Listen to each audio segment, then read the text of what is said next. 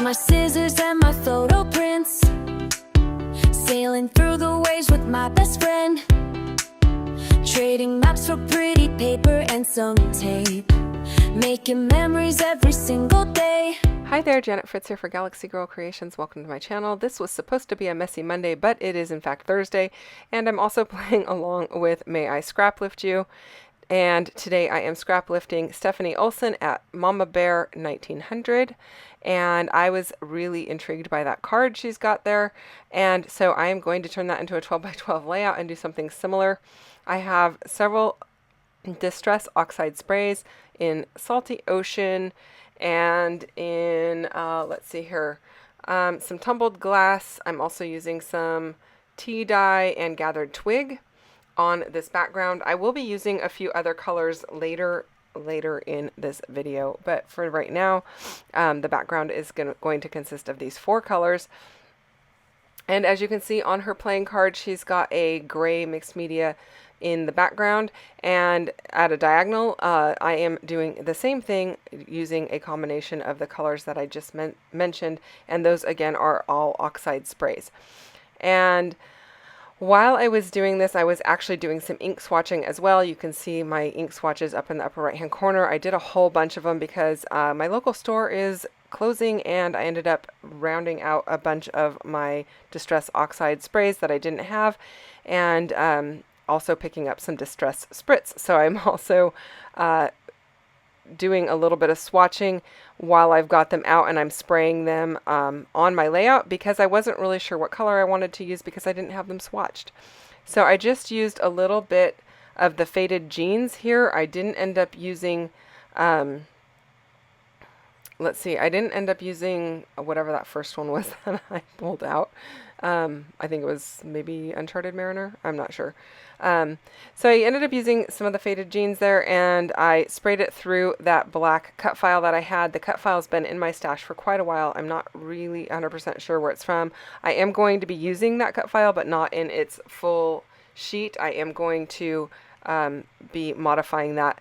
In the meantime, I am working on creating some sand dollars and some other oceany bits using some saltwater taffy, some dried marigold, the saltwater taffy distress spritz, as well as the vintage photo distress spritz, and then I am also using some dried marigold Oxide spray. I'm going to have all of those listed down below because I know I'm showing them super fast and not really covering this in as great a detail as I could be, mostly because I still am fighting this cold and have a hard time not coughing. So that is also why the video is much later than it should have been. I just haven't had it in me to to go ahead and voice a video because I just don't have much voice, well, without coughing.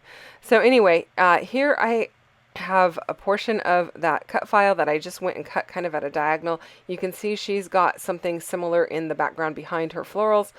I am not going to be using florals. I'm going to be using those sand dollars.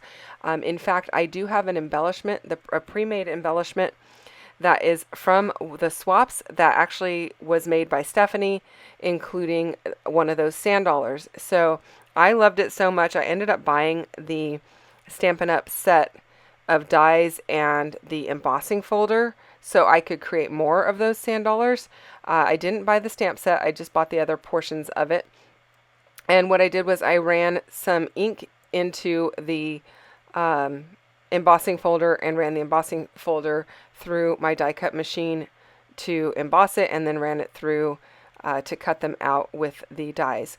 Now it did take me a couple of tries with inks to figure out which one was going to work the best. I ended up using a Prima chalk ink that comes in like a little, it's like almost like those little cat eyes kind that you used to be able to get, but it's not cat eye on both ends. I don't know what else to call it, but it's a chalk ink, and I ended up using one of those. I did try a Distress ink, and I also tried a Catherine Pooler. The Catherine Pooler was a little bit too juicy and gave me too much coverage. The Oxide didn't give me quite enough, or not the Oxide, the Distress ink didn't give me quite enough. Maybe an Oxide would have worked. I didn't try that, but it took a few tries to get it right. And I still don't think it was quite as nice as Stephanie's. So, you know, but it all works. So I'm just going to go with it. I made several of them so I can use them on other pages in my layout if I need to. But that tag assembly down at the bottom, that was from Stephanie, and I love it. I think it's beautiful. And so I am just adding another larger sand dollar and 2 of these, what it looks like coral to me. I'm not sure if that's what they are supposed to be, but they were also dies in that same set from Stampin' Up, and that set is called Seaside Wishes. I've got the dies and the embossing folder. Again, it's called Seaside Wishes. I'm now using the Picket Fence Studio Seashells Waiting to be Found stamp and die set. I bought those during the Picket Fence Studio 70% off. I don't know if they're still available or not, but I don't have very many shell dies or beachy die or stamps, not dies, stamps in my stash, so I thought these would be good because I've got a lot of oceany things that I could document, and so I'm going to go ahead and use those. And then let's see here, I'm trying to remember what color I ended up using. I think I ended up using the Catherine Pooler, the brand new honeycomb ink, to go ahead and stamp those, and I think they came out really nice. I really like that. And then I also am going to be using just some ink off of my blending brushes to use on this coral. These 2 pieces of coral were die cut from an Elizabeth Craft Designs set, and I don't know that this set is even available anymore. I think it was a summer set that was where they came from, but I'm going to go ahead and use those. Any kind of coral would work for you guys, or little branchy looking pieces. This particular stamp that I'm using is from Picket Fence Studio as well. I got it during the same sale. It's called an A2 notebook grid. I'm just trying to bring a little bit of that grid pattern in black up to that upper left hand corner. In hers, it's very well balanced because the King of Spades is there, but I have nothing on my layout up in that corner, so I'm going to bring in this tag. I used her tag as a sample to cut the angles on my tag. My tag's a little bit wider than hers, but that's, you know, no problem. And then I am just using ink off my blending brushes. I don't know what color it is because I didn't actually pull out an ink pad. I just decided to pull out the colors that I thought would go the best. And, you know, it worked out fine because I've got multiple shades of this peachy orangey yellowy color, a little bit tan, I don't know, in this layout. I did also use some leftover papers from the 6x8 paper pad set from the 49 and Market Everywhere collection to layer up behind my photos.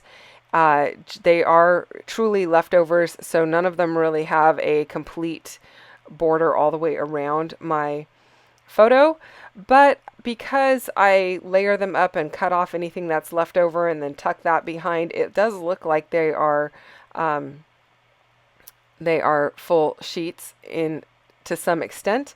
And I did also use my distress tool to rough up all of those edges to give some more added texture. The stamp set that I just used on the background is from Aall and Create. It is a stamp set called, what is it called? It's called Stamped Stories. It's number 1258, and that is going to be showing up in MK's shop in July.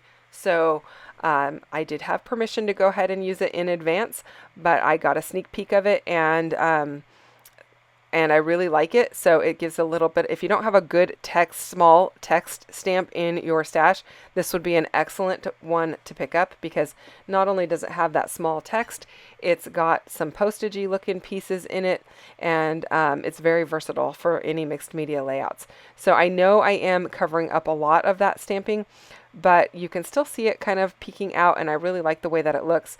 I don't think I actually stamped any in the upper left hand corner. I could probably go back and do that. And I might just do that, but at this point I didn't really think about it, and it kind of just left my brain as I was working on this. The wood veneer piece that says Puerto, Costa Maya, that was an add-on that we could get on our cruise. MK created wood veneer for all of the ports that we were at, so that's not available in her shop, but she does have a really cool wood veneer in this awesome dark color that is all beachy related. So if you're interested in that, you can go and check that out. In case you're wondering about the photo, that is on the dock when you're leaving the ship and walking into Costa Maya, Mexico. This wooden structure was there. I'm not really sure what it's used for, but it's kind of cool, and we just stopped to do a quick photo op there. And so that is me just standing there getting ready to enter Puerto, Costa Maya. I did use some peeled paint distress spritz on the little leafy bits, I guess you would call those. And then I actually did spray with little twisted citron distress oxide ink as well to kind of balance out the green that's in Stephanie's embellishment from the swap down in the bottom right hand corner, because the peeled paint was a little bit on the darker side. I wanted to lighten it up just a tad, so I gave it just a little dusting of the twisted citron to kind of balance it out. And lastly, I'm just going to put a piece of twine through my tag here to match hers, which is a navy blue and white. While I finish this off, don't forget to check out what MK is doing over on her channel. I believe she is also doing a Messy Monday today on Thursday, because I think we both missed Monday this week. Our apologies for that.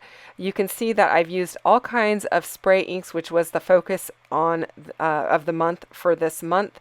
And hopefully you had some good ideas on how to do that. Pretty much everything on this layout, with the exception of the photo mats and the black piece, was all done with spray inks. So hopefully you're inspired to pull out your spray inks and check those out and get them used. Also, go and check out Stephanie and everyone else playing along with May I Scraplift You. The playlist link is down below, and Stephanie's channel is listed below as well. Thanks for watching, and I'll see you guys again real soon. Bye-bye.